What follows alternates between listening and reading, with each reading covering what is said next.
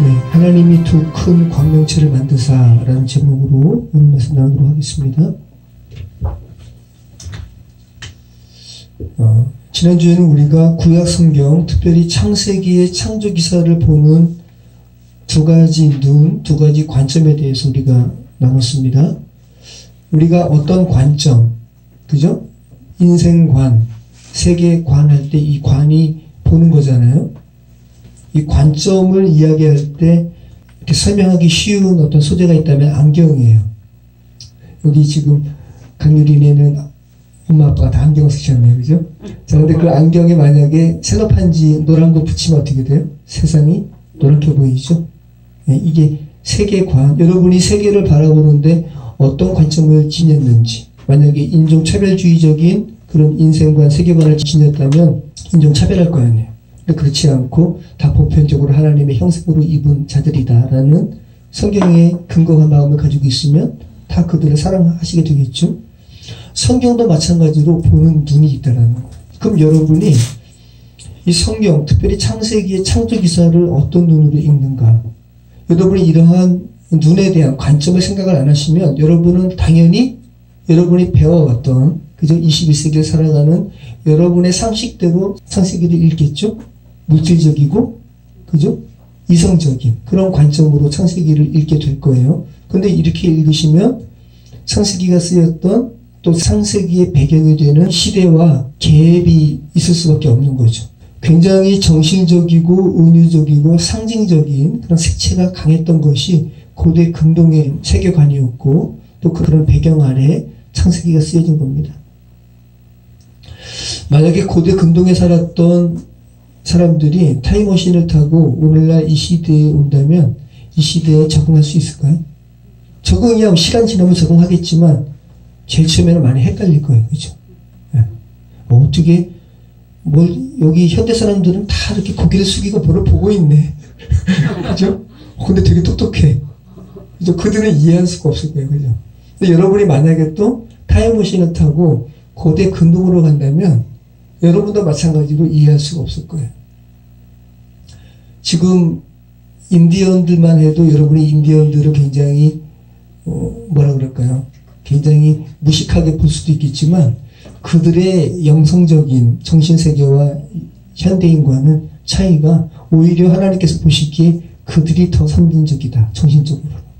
그렇게 되겠죠. 마찬가지로 고대 근동인들이 여러분이 보시기에 그렇게 미개하고 그런 게 아니에요. 훨씬 더 정신적이고 훨씬 더 풍성하고 네.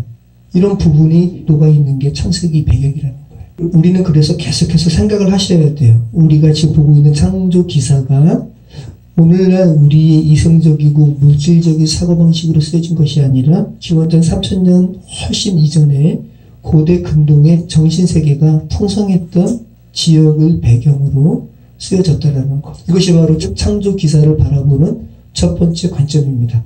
고대 근동의 눈으로 바라보기. 자, 그러면 우리가 창조 기사를 바라보면서 가져야 할 두 가지 관점 중에 첫 번째는 고대 근동의 눈으로, 두 번째는 뭘까요? 감사하게도 헬라 시대에 살았던 사도들이 헬라 시대에 이 하나님의 구원의 소식을 전하는 그런 해석으로 재해석을 했거든요. 이 해석이 무슨 해석이에요? 구속사적인 해석. 하나님께서 우리 인간을 어떻게 구원하시는지 그 관점으로 재해석해서 헬라 세계에 소개를 했어요. 감사하죠. 우리가 그 관점을 우리가 취해야죠. 그리고 여러분이 갖고 있는 과학적 지식은 부차적인 양념으로 여러분에게 지금 허락하신 이 과학적 지식으로 말미암아 하나님의 구원에 대한 깊이를 더 풍성하게 여러분이 알 수 있는 그러한 약간의 양념 정도로 인식을 하셔야지 여러분이 알고 있는 과학적 지식이 주된 해석의 틀로 가져가 버리시면 완전히 주객이 전도되는 거죠. 자, 우리 오늘 말씀 같이 읽도록 하겠습니다. 자, 한번 14절부터 19절 말씀을 다시 한번 읽어볼게요. 하나님이 이르시되 하늘의 궁창에 광명체들이 있어 낮과 밤을 나뉘게 하고 그것들로 징조와 계절과 날과 해를 이루게 하나 또 광명체들이 하늘의 궁창에 있어 땅을 비추라 하시니 그대로 됩니다. 하나님이 큰 광명체를 만드사 큰 광명체로 낮을 주관하게 하시고 작은 광명체로 밤을 주관하게 하시며 또 별들을 만드시고 하나님이 그것들을 하늘의 궁창에 두어 땅을 비추게 하시며 낮과 밤을 주관하게 하시고 빛과 어둠을 나누게 하시니 하나님이 보시기에 좋았더라. 저녁이 되고 아침이 되니 이는 넷째 날입니다. 자, 넷째 날의 사역을 우리가 읽어봤습니다. 우리가 읽었지만 그냥 이렇게 드는 생각이 뭐예요? 하나님께서 뭘 만드신 것 같아요? 해와 달을 만드신 것 같죠? 그런데 해와 달이라고 창세기 본문이 말하고 있지 않고 굳이 큰 광명체, 작은 광명체라고 해와 달을 지칭하는 것 같은데 단어는 전혀 다른 것을 쓰고 있다는 것을 우리는 알게 되죠. 그리고 그 광명체의 역할이 큰 광명체, 작은 광명체의 역할이 징조와 계절과 날과 해를 이루게 하라는 그리고 땅을 비추게 하라는 분명한 어떤 목적이 있음을 말씀하고 있습니다. 그래서 징조와 사시 연한을 이루고 땅을 비추게 하라는 이 의미가 무엇인지 살펴봤으면 좋겠습니다. 하나님이 이르시되 하늘의 궁창에 광명체들이 있어 낮과 밤을 나누게 하고 그것으로 징조와 계절과 날과 해를 이루게 하라. 자, 하나님께서 궁창에 광명체들이 있게 하라고 하십니다. 이 광명체 마우르라는 단어예요. 히브리어로. 자, 16절 말씀을 보면 큰 광명체로 뭐를 주관하게 하셔요? 낮을. 그리고 작은 광명체로 밤을 주관하게 하십니다. 그래서 자연스럽게 물리적인 낮의 해와 그죠? 밤의 달을 지칭한 것으로 자연스럽게 느껴집니다. 낮과 관련된 큰 광명체 뭐예요? 해 같죠? 그리고 밤과 관련된 작은 광명체 달 같죠? 달과 해를 지칭한 것 같은데 그런데 왜 성경은 달과 해라는 이러한 일반적인 명칭 대신 큰 광명체, 작은 광명체라고 말하고 있을까요? 성경에 해와 달에 대한 기사가 있어요, 없어요? 있어요. 되게 많아요. 오늘 본문 말고도. 자, 창세기 15장 12절. 해질 때에 아브라함에게 깊은 잠이 임하고 큰 흑암과 두려움이 그에게 임하였더니. 자, 여기 큰 광명체라고 번역하지 않았죠? 네, 원문도 달라요. 원문도 마우르가 아니에요. 해를 의미하는 쉐메시입니다. 자, 창세기 15장 17절 바로 뒤에 있죠. 또 읽겠습니다. 해가 지어서 어두울 때에 연기나는 화로가 보이며 타는 횃불이 쪼갠 고기 사이로 지나더라. 예, 해라는 단어가 따로 있어요. 쉐메시입니다. 자, 창세기 32장 31절 같이 읽겠습니다. 해가 져서 그러니까 그가 분이엘을 지날 때에 해가 돋았고 그의 허벅다리로 말미암아 절었더라. 자, 이 야곱에 관련된 건데 자, 여기 해가 돋았고라고 할 때 이 해 마우르가 아니에요. 쉐메시예요. 히브리어에 마우르가 아닌 해를 지칭하는 단어가 따로 있다고요. 쉐메시. 자, 창세기 37장 9절. 요셉이 다시 꿈을 꾸고 그의 형들에게 말하여 이르되 내가 또 꿈을 꾼즉 해와 달과 11별이 내게 절하다이다. 이것도 마우르가 아니라 쉐메시입니다. 자, 시편 113편 3절. 해 돋는 데에서부터 해 지는 데까지 여호와의 이름이 찬양을 받으시리로다. 이것도 마우르가 아니라 쉐메시예요. 자, 말라기 4장 2절 한 번만 더 볼게요. 말라기 4장 2절. 내 이름을 경외하는 너희에게는 공의로운 해가 떠올라서 치료하는 광선을 비추리니 너희가 나가서 외양간에서 나온 송아지같이 뛰리라. 자, 이 해도 쉐메시입니다.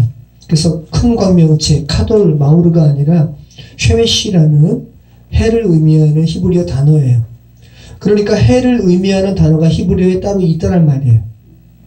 자, 구약에서 태양, 해를 의미하는 히브리어 단어가 마우르가 아니라 쉐메시라는 단어로 창세기 기사에서만 5번, 또 구약 전체에서는 127번이나 사용되고 있어요.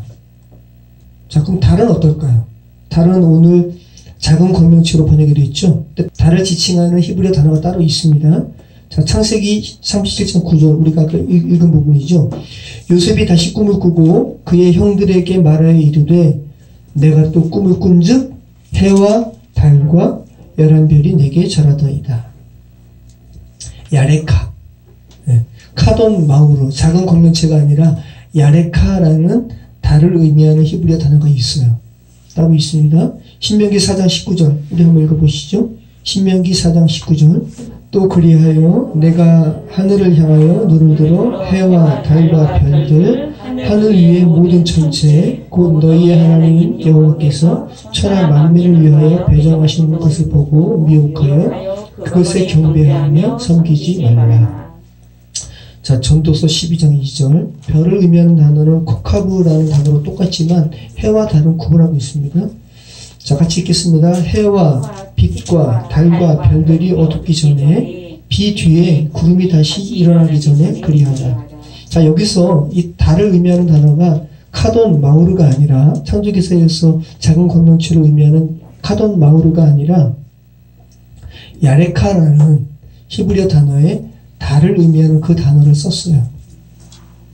자, 그러면 창세기를 기록한 성경 기자가 일반적인 해와 달을 의미하는 쉐메시 또 야레카라는 단어 대신에 낮을 주관하는 큰 광명체를 카돌 마우르로 밤을 주관하는 작은 광명체를 카돈 마우르로 이렇게 기록하고 있다는 것은 성경을 읽는 독자로 하여금 넷째 날에 주께서 창조하신 두 광명체를 물리적인 해와 달로 먼저 인식하지 말 것을 말씀하고 있는 거죠.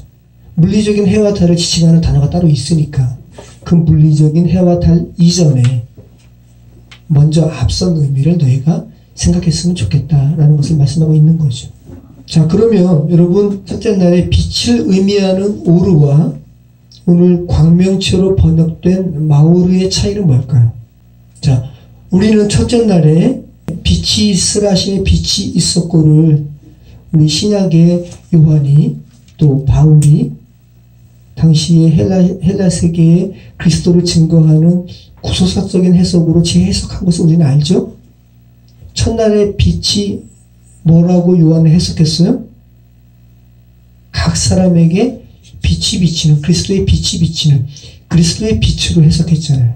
자, 하나님께서 빛을 창조하셨다 말씀하지 아니하셨고 창세기 1장 1절 2절 말씀 보면 태초에 하나님이 천지를 창조하시니라. 땅이 혼돈하고 공허하며 하나님의 영은 수면에 운행하시니라. 하나님께서 가라사대 빛이 있으라 하시며 빛이 있었고 하나님께서 빛을 만드시고라고 말씀하지 아니하시고 하나님께서 빛을 창조하시고라고 말씀하지 아니하시고 빛이 있으라 하시매. 그리스도가 없는 죽어있는 뭇 영혼에게 가장 있어야 할 것은 뭐예요? 그리스도의 빛이죠. 그러니까 이 빛, 예수 그리스도께서 하나님께서 피조하신 피조물이 아니라고요. 삼위일체 하나님이시라고요. 삼위일체 신비를 우리가 여기서 또 알 수 있는 거죠. 신약에서 바울과 요한의 서술을 통해서 우리는 이 빛이 그리스도라는 것을 우리는 알고요. 성경은 정확하게 혼돈과 공허 가운데 있는 어떤 영혼에게 빛이 있으라 말씀하셨다라는 거, 그리고 그 빛이 있음이 주께서 보시기에 좋으셨다라고 말씀하셨다라는 거, 여러분이 기억하시기 바랍니다. 자, 그러면 이 빛, 이 오르와 관련해서 넷째 날에 작은 공명체, 큰 공명체 할 때 이 마우르는 이 오르와 어떤 관계가 있을까요? 그리고 또 이 마우르를 땅에 비치게 하셨다라고 말씀하시거든요. 그러니까 이 마우르는 첫째 날에 이 빛이 있으라 하시며 빛이 있었고는 뭇 영혼 가운데 그들을 구원하는 그리스도의 빛이 임하는 거잖아요. 그러니까 물리적인 것이 아니죠. 요한이 그렇게 해석하고 있잖아요. 바울도 그렇게 해석하고 있고 하나님을 아는 영광의 빛을 아는 빛을 계시하셨다 말씀하셨고 요한도 각 사람에게 비치는 빛이 있었다라고 말씀하셨잖아요. 이것이 물리적인 광선을 말하는 게 아니잖아요. 이 오르가 그리스도의 빛이니까. 자, 그러면 이 오르와 넷째 날에 이 마우르와의 차이는 뭘까요? 넷째 날에 큰 광명체, 작은 광명체 할 때 이 마우르는 첫째 날에 이 빛을, 이 오르를 가시적으로 현상세계에 계시하는 빛이에요. 좀 쉬운 말로 하면 첫째 날에 비추어진 그리스도의 빛이 무엇인지 물질세계에 설명하는 빛이라고요.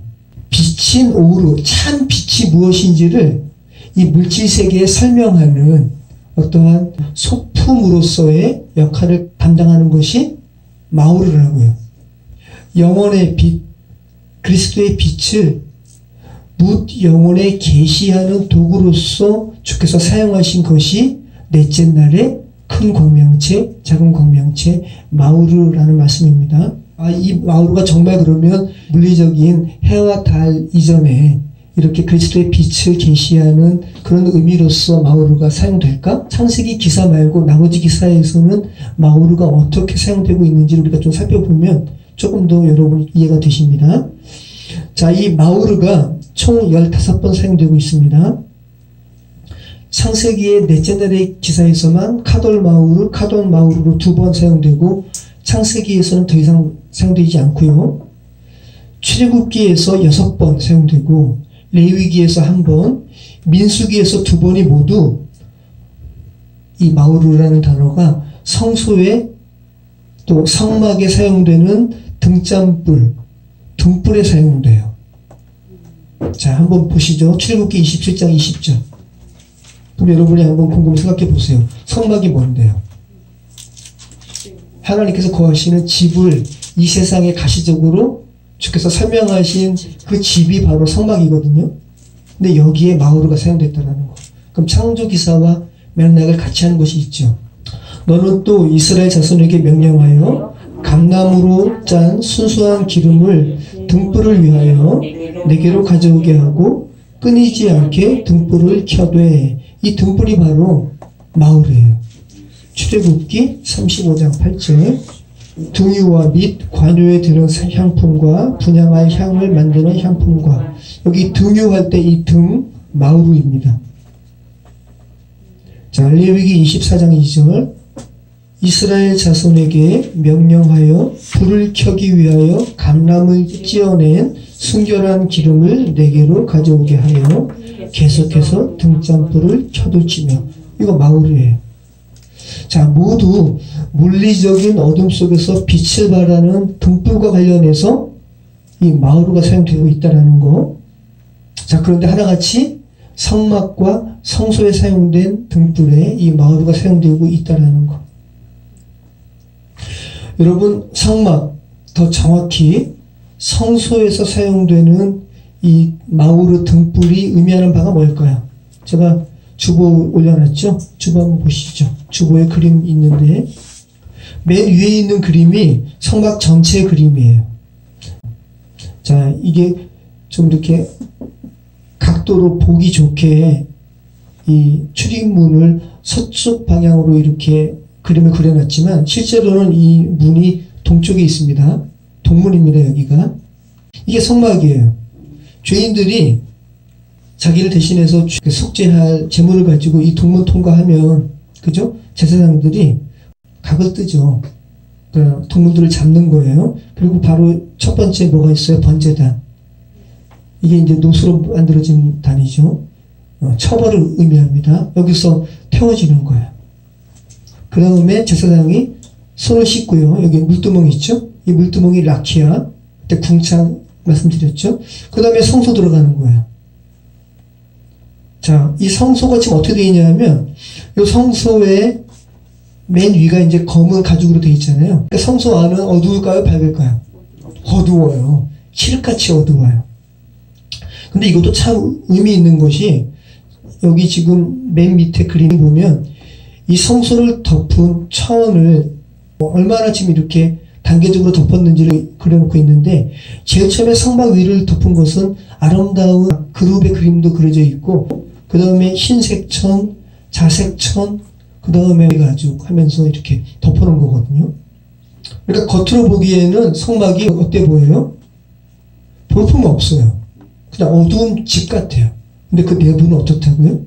또 결정적으로 지성소 안에 들어가면 그리스도의 빛으로 하나님의 빛으로 광채가 있는 곳이 바로 이 성막이거든요. 근데 겉으로 보기에는 볼품없다라는 거죠.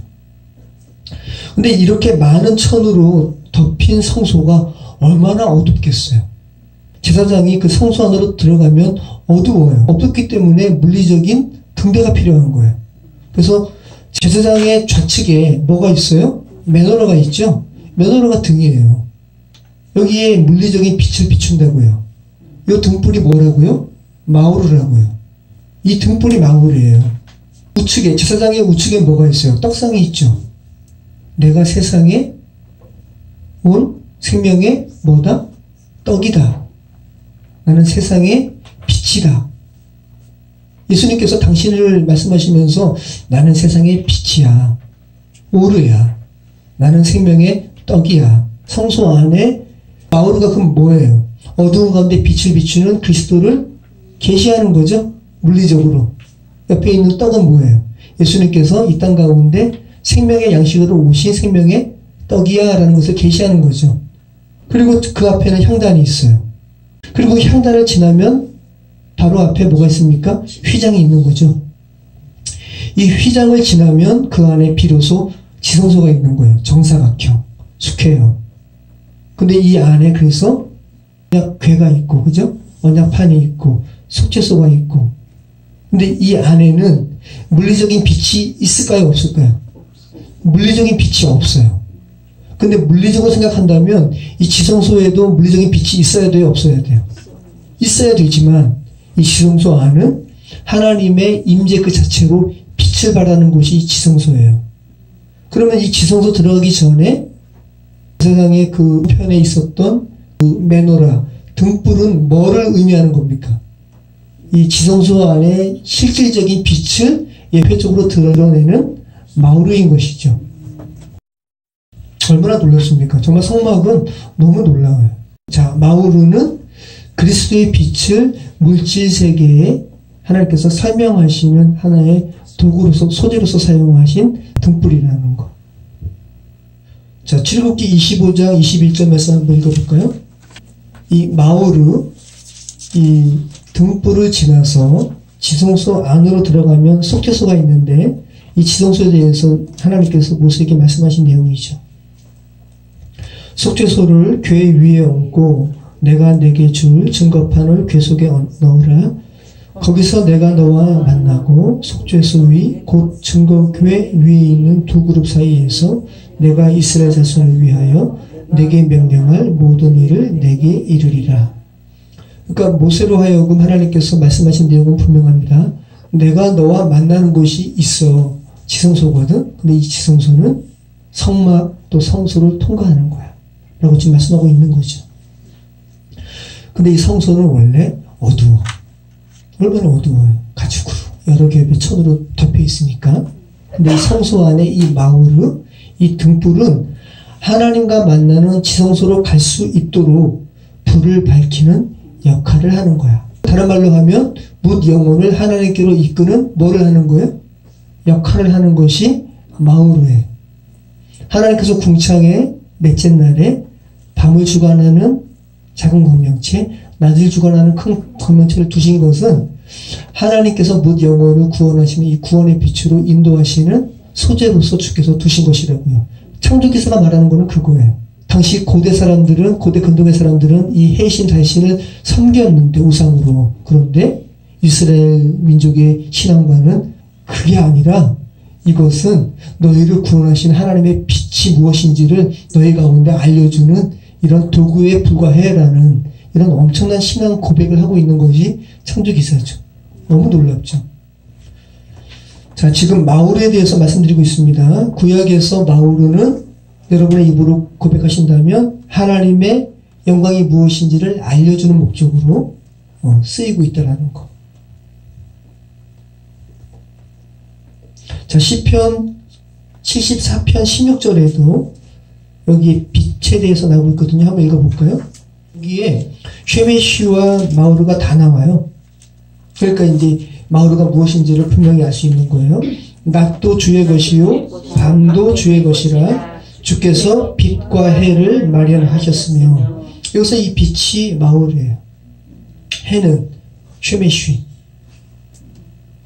근데 구분하고 있다고요. 네. 그러니까 창세기에서 넷째 날에 큰 광명, 작은 광명을 여러분 해와 달로 먼저 인식하면 안 된다라는 것이 분명해졌습니다.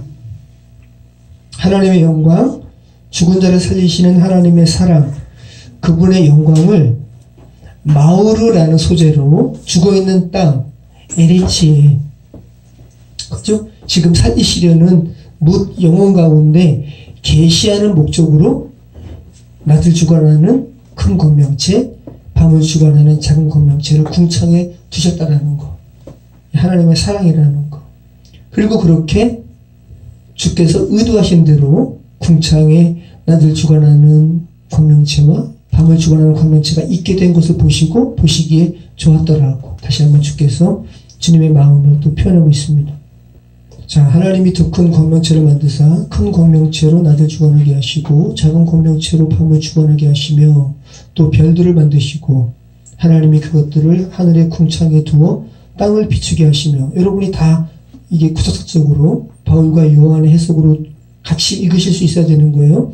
그것들을 하늘의 궁창에 두어 땅을 비추게 하시며, 이 땅은 어떤 땅이에요? 여러분이에요.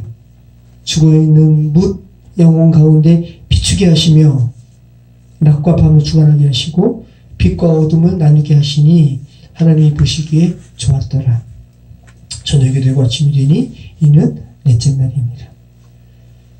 자, 그러면 해와 달 외에 별이 또 추가된 의미는 뭘까요?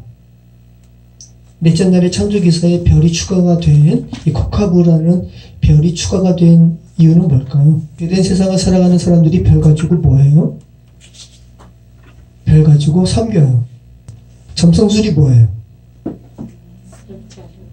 별로 사람의 운명을 점치는 행위죠. 지금도 똑같죠.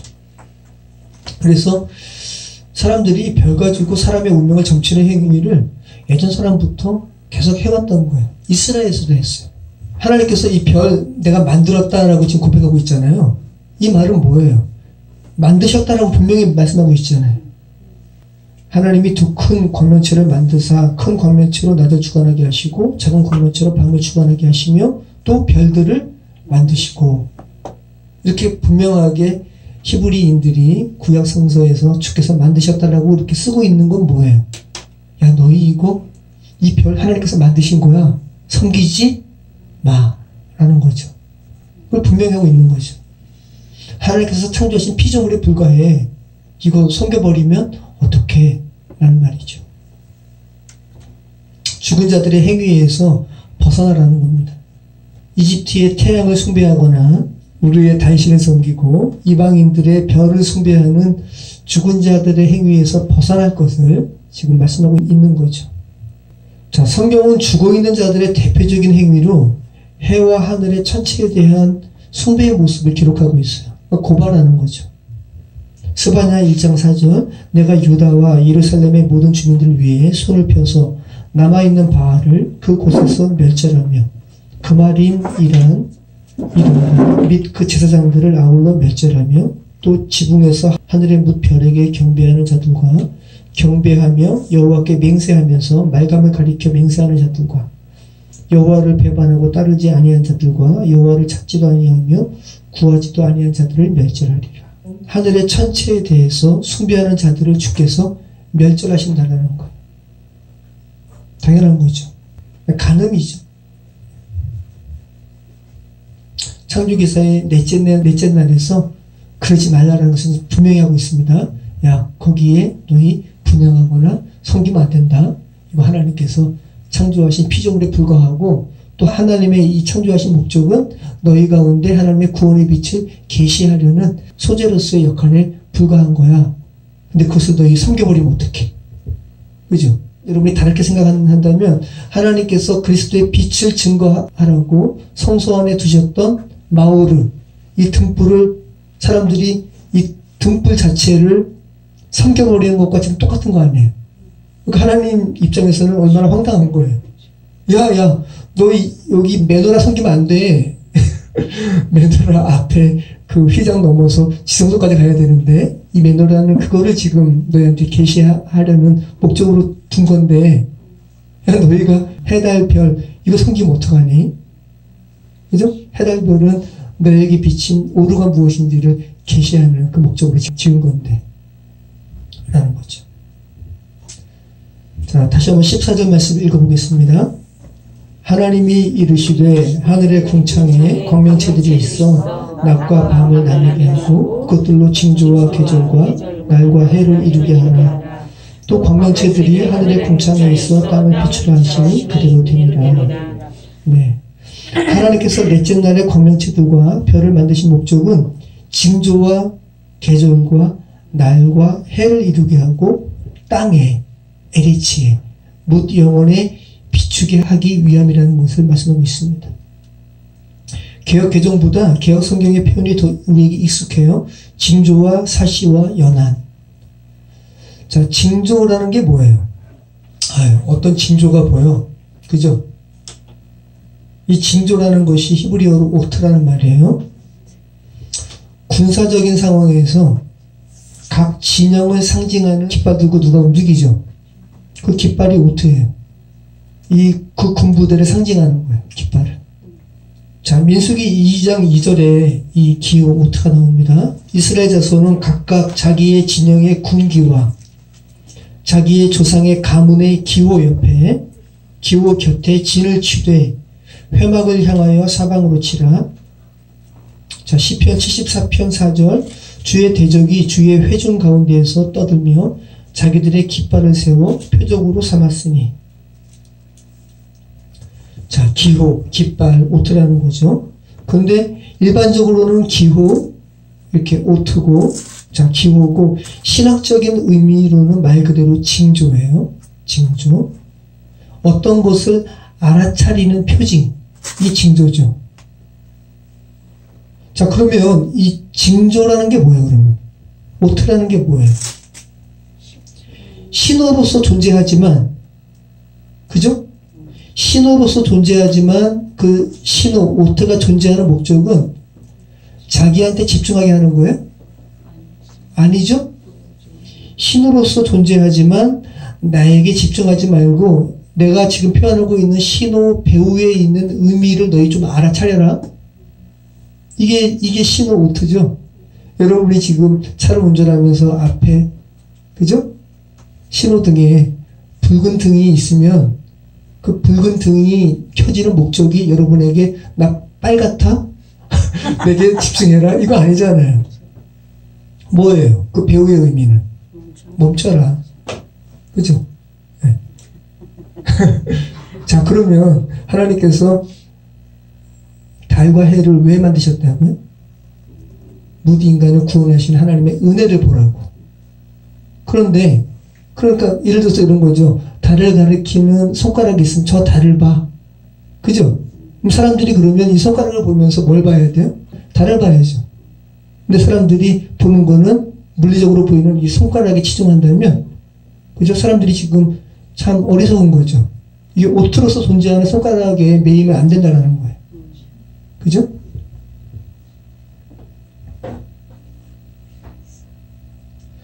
자, 다시 한번 이 징조, 오트가 무엇인지 여러분의 말로 이렇게 정리를 하세요.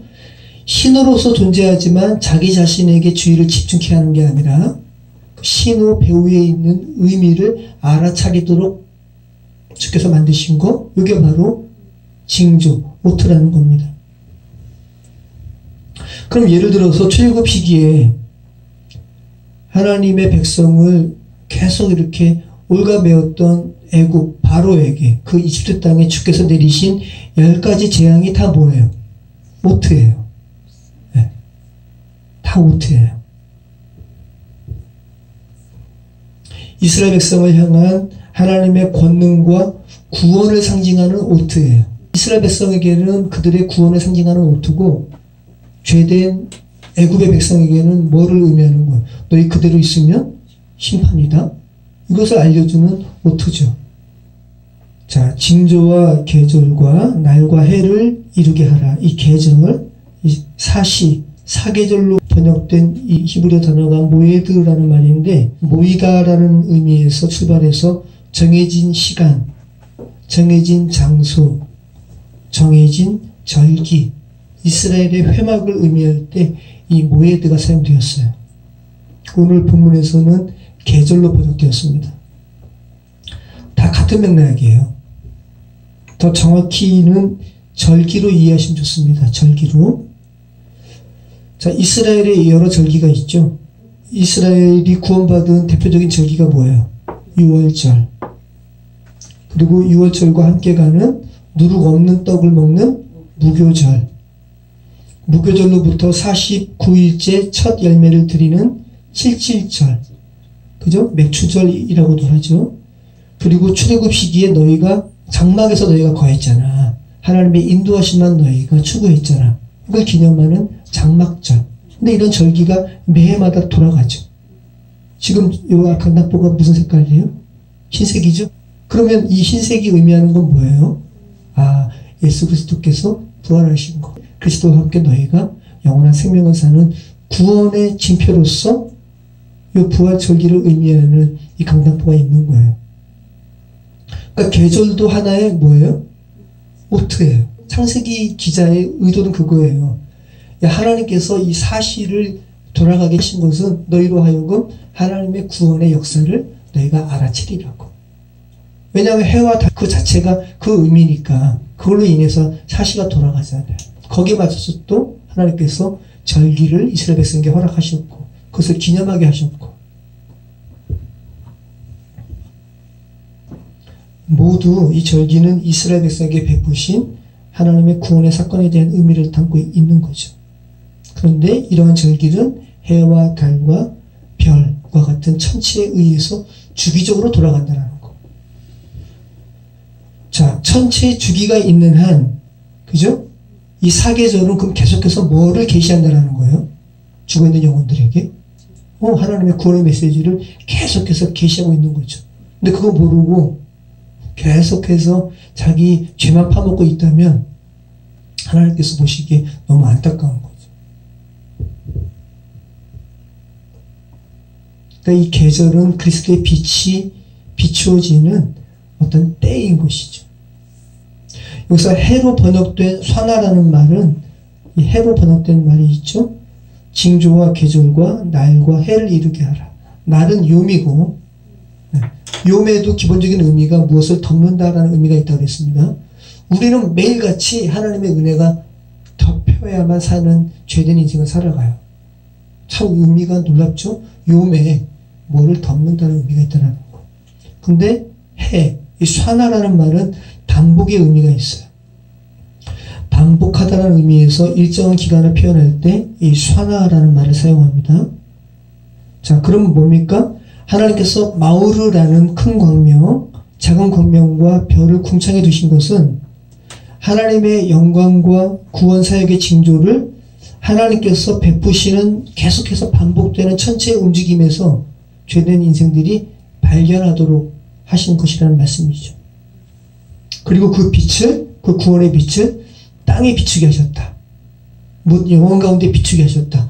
너무 놀랍지 않아요? 창세기 말씀은 너무 놀라워요. 자, 그러면 이렇게 하나님의 구원의 은혜를 계시하는 1월 성신이 영원토록 계속될까요? 아니에요. 성경은 하나님의 영광을 계시하는 이런 징조와 사시 연한이 계속되지 않을 것이라고 말씀하세요. 이사야 13장 10절 하늘의 별들과 별 무리가 그 빛을 내지 아니하며 해가 돋아도 어두우며 달이 그 빛을 비추지 아니할 것이로다. 내가 세상의 악과 악인의 죄를 벌하며 교만한 자의 오만을 끊으며 강포한 자의 거만을 낮출 것이며. 자, 이사야 60장 19절 다시는 낮의 해가 내 빛이 되지 아니하며 달도 내게 빛을 비추지 아니할 것이요 오직 여호와가 내게 영원한 빛이 되며 내 하나님이 내 영광이 되리니.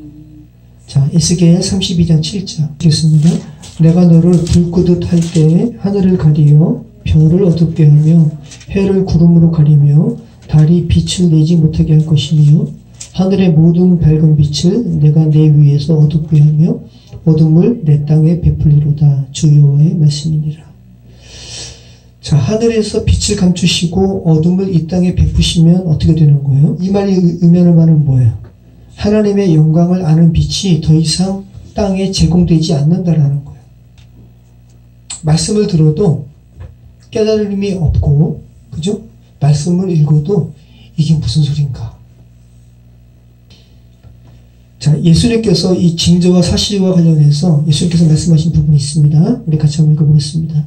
마태복음 16장 1절로 4절입니다. 바리새인과 사두개인들이 와서 예수를 시험하여 하늘로부터 오는 표적 보이기를 청하니 예수께서 대답하여 이르시되 너희가 저녁에 하늘이 붉으면 날이 춥겠다 하고 아침에 하늘이 붉고 흐리면 오늘은 날이 굳겠다 하나니 너희가 날씨는 분별할 줄 알면서 시대의 표적은 분별할 수 없느냐. 악하고 음란한 세대가 표적을 구하나 요나의 표적밖에는 보여줄 표적이 없느니라 하시고 그들을 떠나 가시니라.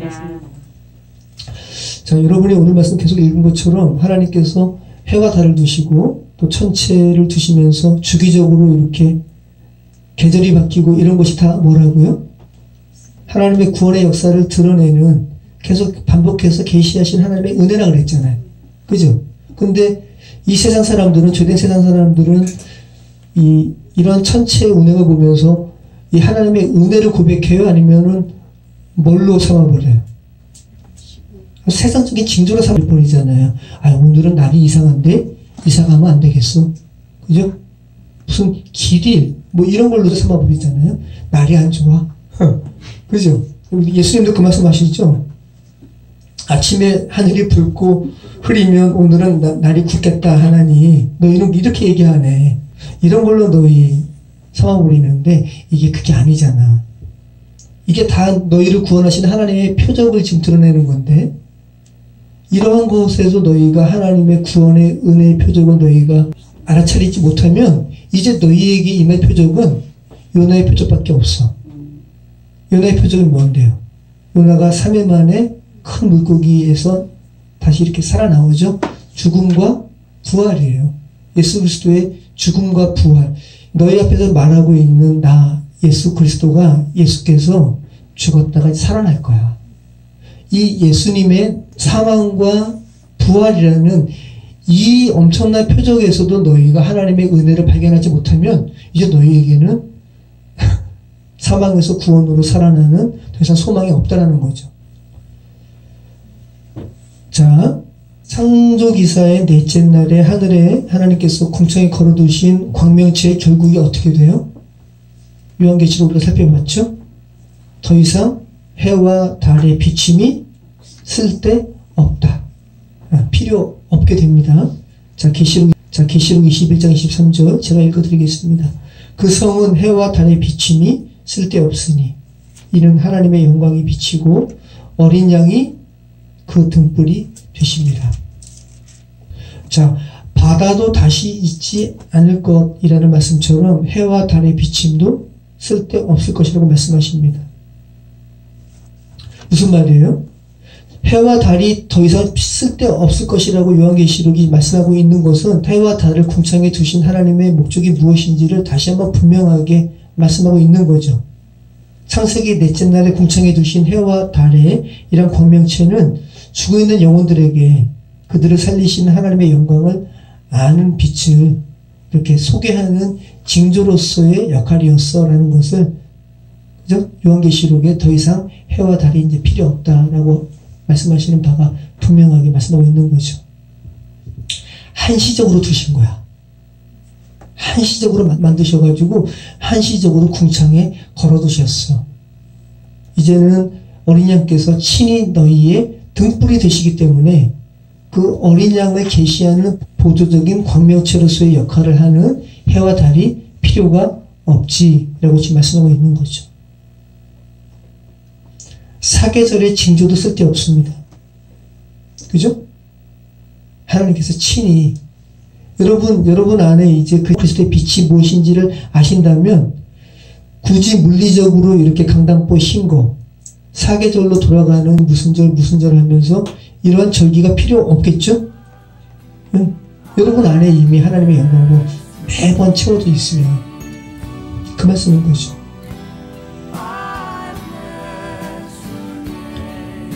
하나님의 사랑을 알리시기 위해서 그 어떤 부차적인 소재도 필요 없는 상태, 하나님 아버지와 여러분이 온전히 하나가 된 상태를 요한계시록 21장에서는 말씀하고 있는 거죠.